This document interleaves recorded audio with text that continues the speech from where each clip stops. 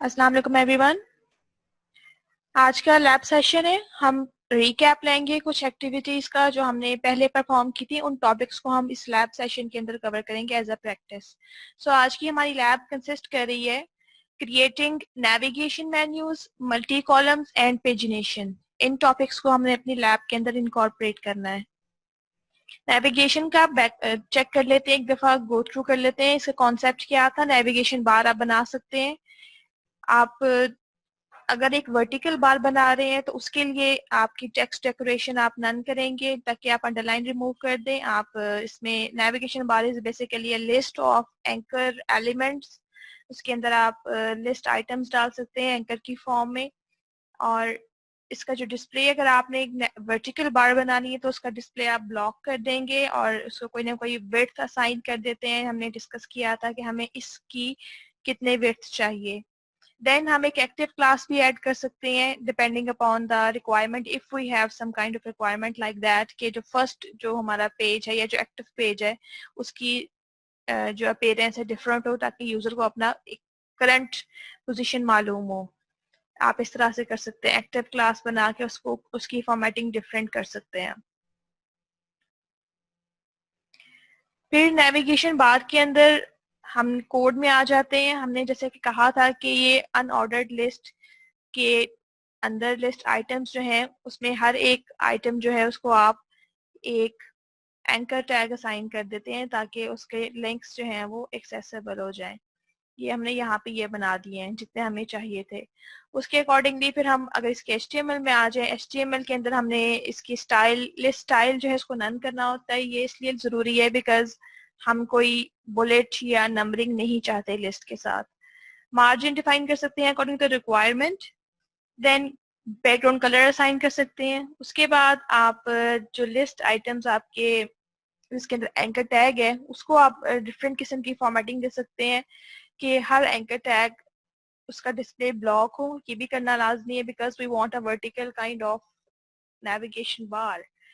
Colour assign कर दें whatever colour you want के बाय डिफॉल्ट कलर क्या नजर आए। पैडिंग असाइन कर दें ताकि आप उसका जो ये साइज है उसके लिंक के इर्द गिर्द वो थोड़ा आपको बड़ा नजर आ रहा हो। देन टेक्स्ट डेकोरेशन नन आपने की ताकि अंडरलाइन आपको नजर ना आए। जब आप चाहते हैं कि एक्टिव जो हमारे पास लिंक्स हैं हाइपर उसके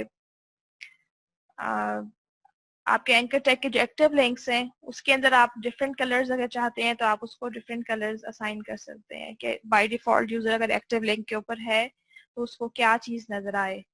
देन अगर जिन लिंक्स के ऊपर होवर किया जा रहा है लेकिन वो एक्टिव नहीं है उनके उनके साथ क्या ट्रीटमेंट की जाए वो आप यहाँ पे असाइन कर रहे हैं।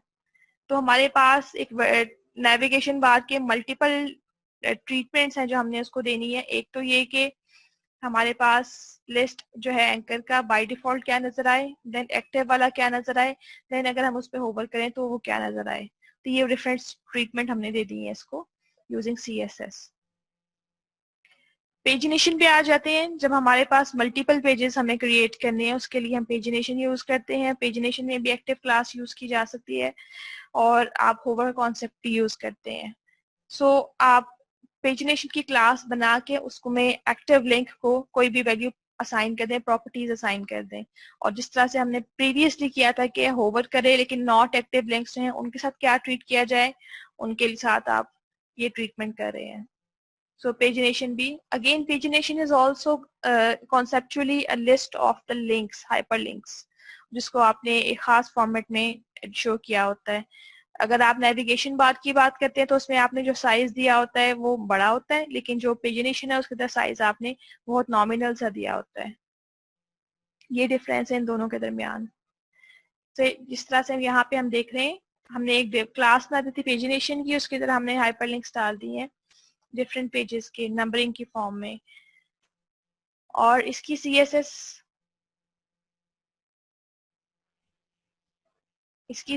हमें अगेन नजर आ रही है। हमने कहा है कि इसका डिस्प्ले अब इनलाइन ब्लॉक कर दें। सेंस पेजिनेशन मोस्टली आपको नजर आएगी हॉरिजॉन्टल फॉर्म में, तो उसके लिए आपका डिस्प्ले जो है वो एक तो इनलाइन ब्लॉक होना चाहिए।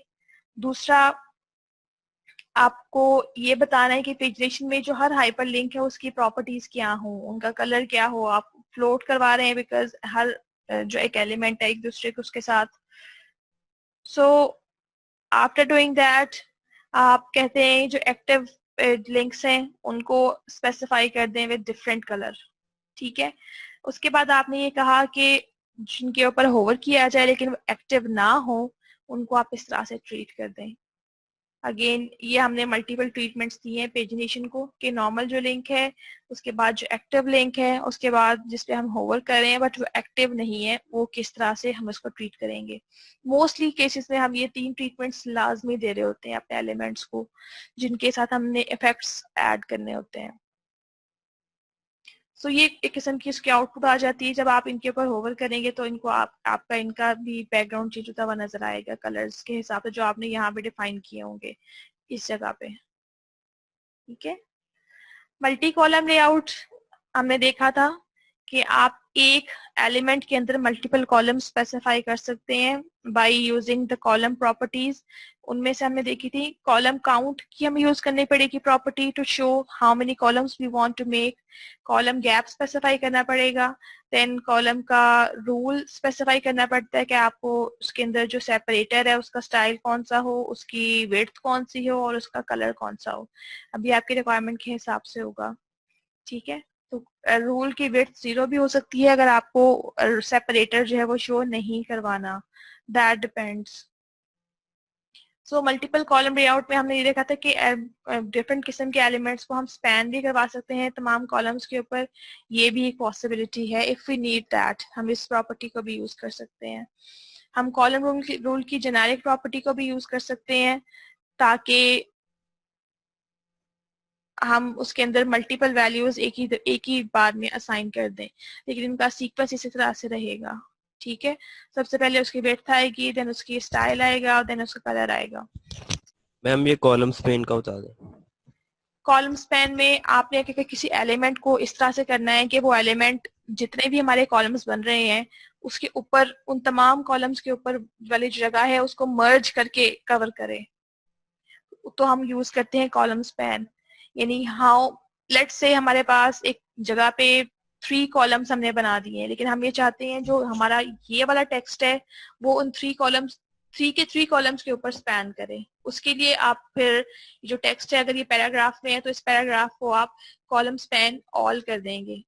फिर ये होगा कि जो आपके नीचे आने वाले 3 कॉलम्स हैं वो जो टेक्स्ट है वो उन कॉलम्स में नहीं जाएगा, वो नॉर्मल वे में उन कॉलम्स के ऊपर इस तरह से स्पैन कर रहा होगा, ओवरऑल कवर कर रहा होगा। जैसे आप ये समझ लेंगे जैसे हमारे पास वो कुछ कंटेंट मर्ज होके एक ही सेल में वो सेल जो है पूरे के पूरे कॉलम्स के ऊपर स्पैन कर रहा होता है। अभी इसका हम आउटपुट भी देख लेते हैं ताकि आपको जरा क्लियर आइडिया हो जाए। जी अब क्लियर है? एडिटर नजर यस आ रहा है? ठीक है। यस तो मैम। लेट्स से हमने जो कॉलम का कोड देखा था कि हमने उसमें मल्टीपल कॉलम्स बनाने हैं, उसमें हमने लेट्स से 4 कॉलम्स कर दिए हैं यहाँ पे और हमने ये किया वी वांटेड कि जहाँ पे हम जिस टेक्स्ट को हमने कॉलम में कन्वर्ट करना है उसमें ऊपर एक हेडिंग हो, लेकिन वो जो हेडिंग है वो ओवरऑल तमाम कॉलम्स के ऊपर आ रही हो।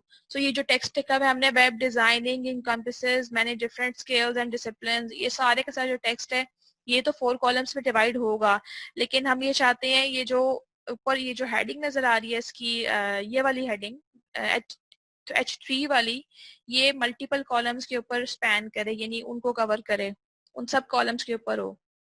तो यहाँ पे हम आए, हमने यहाँ पे H3 के साथ एक प्रॉपर्टी यूज कर दी कॉलम स्पैन की और ऑल कर दिया इसको। सो अब अगर हम इसको कोड को सेव करते हैं और इसको एग्जीक्यूट करते हैं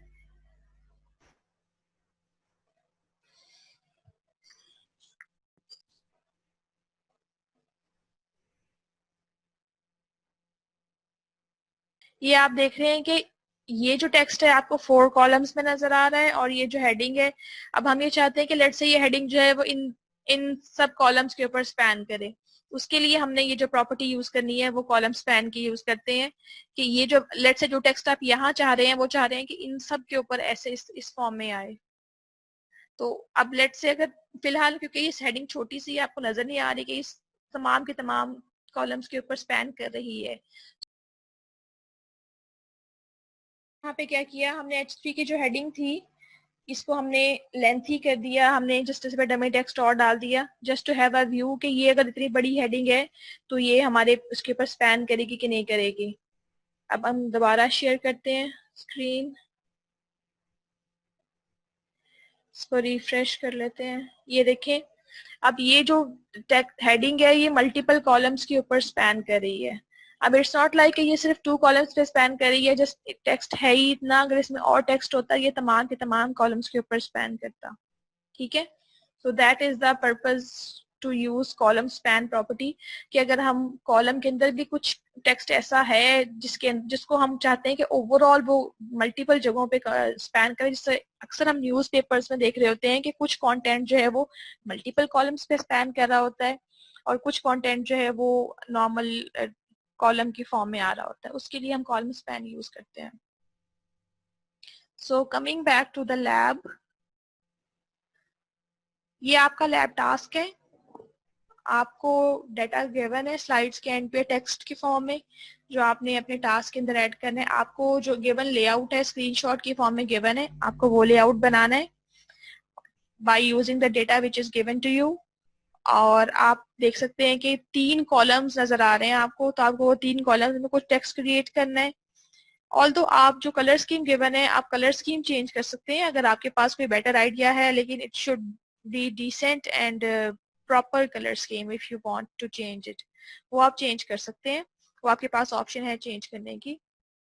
पेज की 2 अपीयरेंस बनेंगी, एक तो वो अपीयरेंस जो कि बाय डिफॉल्ट आपको नजर आएगी जब आप पेज ओपन करते हैं। दूसरा, जब उसके ऊपर होवर किया जाता है तो जो नेविगेशन मेन्यू अपीयर होता है वो आना चाहिए।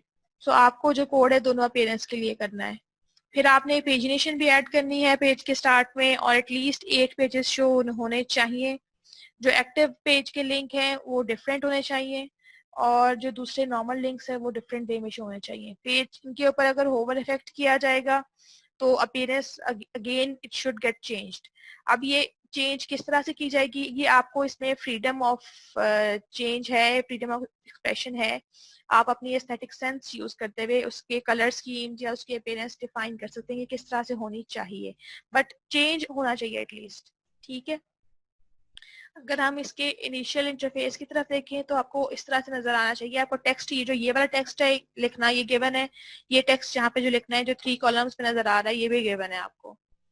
सो यहाँ पे आपको पेजिनेशन होती हुई नजर आ रही है। हमने यहाँ पे एक्टिव बाय डिफॉल्ट जो है वो सेकंड पेज को एक्टिव किया हुआ था, इसलिए उसका कलर डिफरेंट नजर आ रहा है।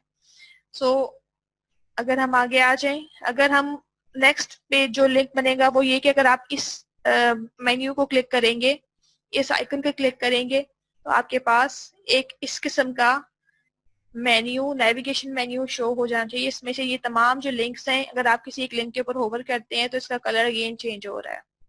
ठीक है, अब अगेन हमने कहा था कि आप इन लिंक्स को कलर, अगर आप होवर करें तो कलर चेंज हो या प्रॉपर्टीज चेंज हो। अब ये चेंज क्या होना है ये आप इसके अंदर जो है वो यू हैव फ्रीडम कि आप इसको देख सकते हैं कि इसका आपने बैकग्राउंड कलर कंप्लीट चेंज करना है या सिर्फ टेक्स्ट का चेंज करना है या शेडो देना है, क्या करना है। ठीक है, ये वो टेक्स्ट है जो आपने ऐड करना है, आप उसे कॉपी कर सकते हैं। ये वो टेक्स्ट है जो आपने मल्टीपल कॉलम्स के अंदर ऐड करना है, इसको भी आप कॉपी करके यूज कर सकते हैं।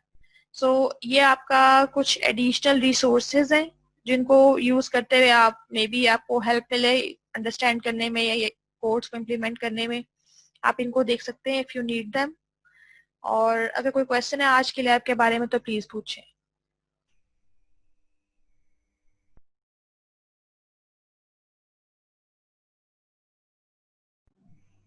मैम ये लैब टास्क कब तक सबमिट करवाना है? आपके पास ऑलमोस्ट 24 आवर्स हैं। कल सुबह 10 बजे तक आप सीआर और जीआर को सबमिट करवा सकते हैं, और सीआर और जीआर जो है वो मुझे जिप फाइल सेंड कर देंगे। गर्ल्स जो हैं वो जीआर को करवा दें, बॉयज और सीआर को करवा दें। Okay ma'am. जी, is everything clear? Should we stop it? Yes ma'am. GR और सीआर प्लीज चेक कर लें ग्रुप में। मैंने मेरा ख्याल में आपको लैब टास्क जो है वो शेयर कर दिया है, और वो प्लीज अपनी क्लास के साथ शेयर कर लें। जी मैम शेयर कर दिए। ठीक है, thank you so much, take care, अल्लाह हाफिज।